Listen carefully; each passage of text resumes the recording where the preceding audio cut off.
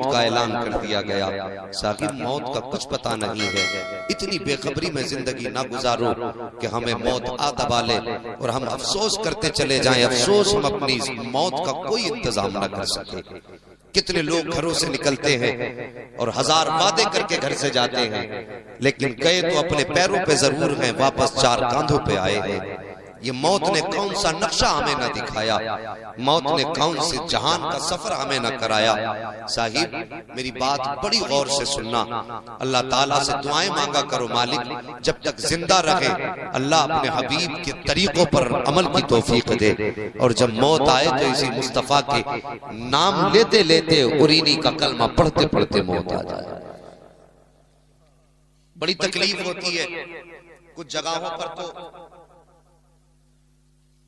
کانوں میں لیڈ لگی ہوتی ہے، اگلے دن فوٹو آ جاتا ہے کہ رات کانوں میں لیڈ لگا کے لیٹا تھا، اچانک چارجر کی آئیسیاں اڑی، چارجر ڈائریکٹ ہوا، وہ کرنٹ ڈائریکٹ موبائل کے اندر پہنچا، اس کی آئیسیاں اڑی، پھر وہ کرنٹ ڈائریکٹ لیڈ میں آیا، اور اس وقت یہ لیڈ کا جو بٹن تھا اس کے منہ کے اندر تھا، اچانک نہ جانے کب کس حال میں موت آ گئی، کچھ پتہ نہیں۔ انتظام کر لو۔ آج کون سا گھر ایسا جس گھر سے جنازے نہ اٹھے؟ پوری دنیا میں گھوم کے آؤ، ہر دروازوں پہ جا کے پوچھنا کہ تیرے گھر سے کوئی جنازہ تو نہیں اٹھا؟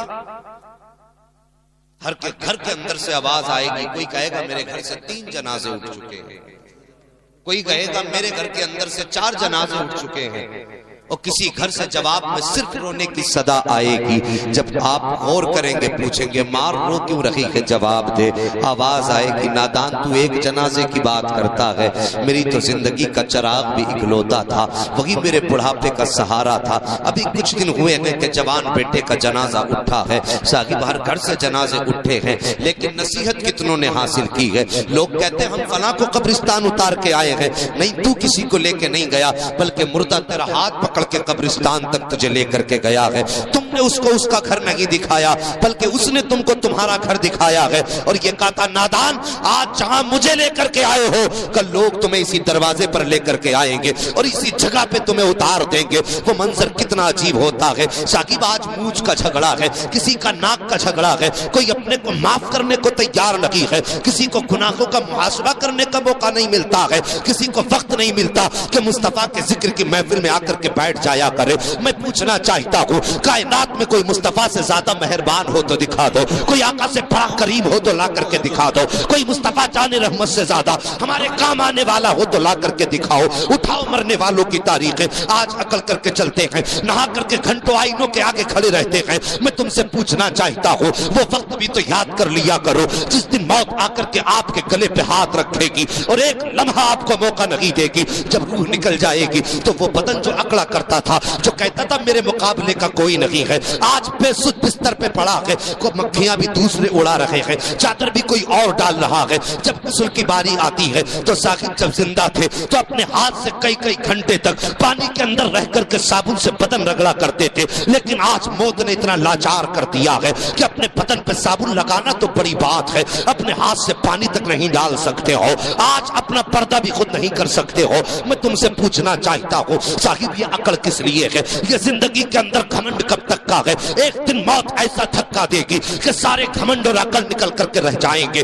اللہ اکبر، تاریخ اٹھا کر کے دیکھو مرنے والوں کی، جب موت آیا کرتی ہے تو انسان پھر لاچار ہو جاتا ہے، نہ کچھ کرنے کا نہ دھرنے کا، پھر پانی ڈالنے والا اور ہے، بدن مسلنے والا اور ہے، چار کھڑے ہو کے کہتے ہیں ادھر سے پانی ڈالو، کوئی کہتا ہے یہ حصہ سوکھا رہ گیا ہے، آج تجھے اپنا بدن بھی نظر نہیں آ رہا ہے، تیرے بدن کو بتانے والے بھی دوسرے ہیں۔ کچھ لوگ آئے پیر انگوٹھے باندھ دیے، کہیں اس کے پیر ٹیڑے نہ ہو جائیں، کسی نے کہا چہرے پہ کپڑا لپیٹ دو، کہیں چہرے کا اس کا منہ کا جغرافیہ نہ بدل جائے، آج تو تیرا اپنی مرضی سے منہ بھی بند نہیں ہو رہا ہے، کپڑے کے ذریعے بدن روکا جا رہا ہے، دھاگے کے ذریعے تیرے پیر روکے جا رہے ہیں، پھر اکڑتا کس بات پر ہے، بگڑتا کس بات پر ہے، گھمنڈ کس چیز کا ہے؟ کیا موت نہیں آنی ہے؟ کیا تجھے اس تختے پہ نہیں لیٹنا ہے؟ پھر بدن پہ سفید کپڑا پہنا دیا گیا جسے دنیا کفن کہتی ہے، آج زمانے کے اندر چلا کرتے ہو تو کہا کرتے ہو وہ میرے سامنے نہیں آ سکتا، وہ اس کی حیثیت نہیں میرے سامنے کھڑا ہو جائے۔ سوچ تو سکی، جس کی تو کل باتیں کیا کرتا تھا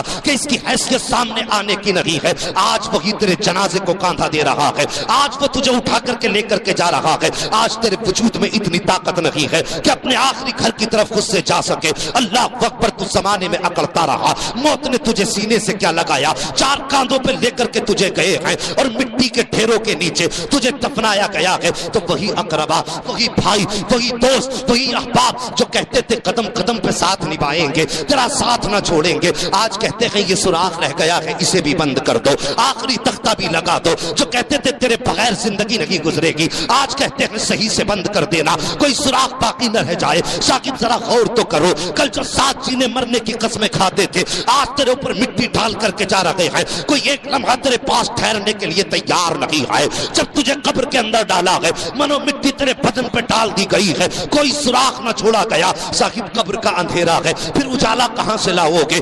آج کئی کئی لائٹوں کا انتظام ہے، تب بھی کہتے گھر میں اچھا نہیں لگتا ہے، گھر میں جب تک دوسرے نہ ہو دل نہیں لگتا ہے۔ صاحب اجالے میں تنہا دل نہیں لگتا، تو پھر قبر تو اندھیرا ہے، وہ تو کیڑے مکوڑوں کا گھر ہے، کوئی ساتھ بٹانے والا بھی نہیں ہے، کوئی ہمت بنانے والا بھی نہیں ہے۔ صاحب اب میری بات کو غور سے سن لو، جب یہ دنیا والے منو مٹی ڈال کے چلے جائیں گے، کوئی سینے سے لگانے والا نہ ہوگا۔ خدا کی قسم، ایسی تنہائی میں تیرے ڈر کو دور کرنے کے لیے، تیری مصیبتوں کو مٹانے کے لیے اگر سب سے پہلے کوئی تیری قبر میں آئے گا تو وہ کوئی اور نہیں ہوگا بلکہ حسنین کا نانا ہوگا، فاطمہ کا بابا ہوگا، مصطفیٰ جان رحمت ہوں گے۔ ادھر چہرے سے کفن ہٹے گا، ادھر مصطفیٰ رخ سے چلمن ہٹائیں گے، اور فرشتے بھی کہیں گے مبارک ہو، نصیبوں والا ہے، آج تیری قبر میں نبیوں کا امام جلوہ گر ہو گیا۔ سبحان اللہ، نعرہ تکبیر، بلند آواز سے بولیے نعرہ تکبیر، نعرہ رسالت، نعرہ حیدری، مسلک اعلی حضرت حضرت علامہ مفتی حماد صاحب قبلہ۔ سبحان اللہ، بہت اچھے مفتی صاحب، واہ واہ، یہ میرے مصطفیٰ کا کرم نہیں تو اور کیا ہے۔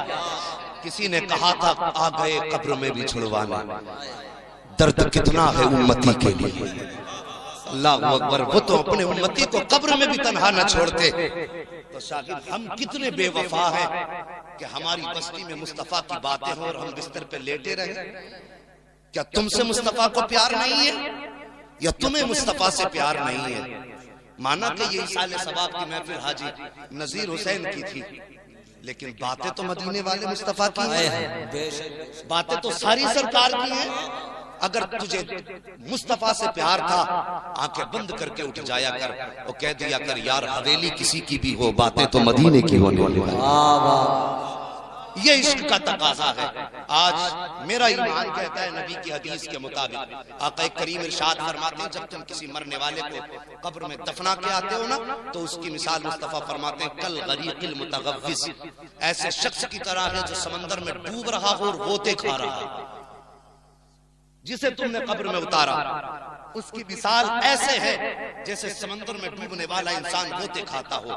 بڑے بڑے لوگ بیٹھے ہوئے ہیں، سفید بالوں والے تجربہ کار لوگ ہیں، سب جانتے ہیں جب بندہ ڈوبتا ہے تو ہر طرف ہاتھ مارتا ہے۔ اگر ایک گھاس کا تن کا ہاتھ آ جائے تو اس کے سہارے سے کنارے لگنا چاہتا ہے، ایسے ہی ہوتا ہے نا۔ کسی نے کہا تھا ڈوبتے کو تنکے کا سہارا کافی ہوتا ہے۔ یہ بات سمجھ میں آ رہی نا میری؟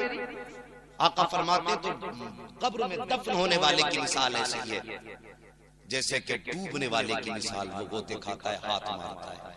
فرمایا گیا جب بندے کو دفنایا جاتا ہے، اگر اس کے اعمال اچھے نہیں ہوتے تو اس کے پیروں میں آگ کی بیڑیاں لگائی جاتی ہیں،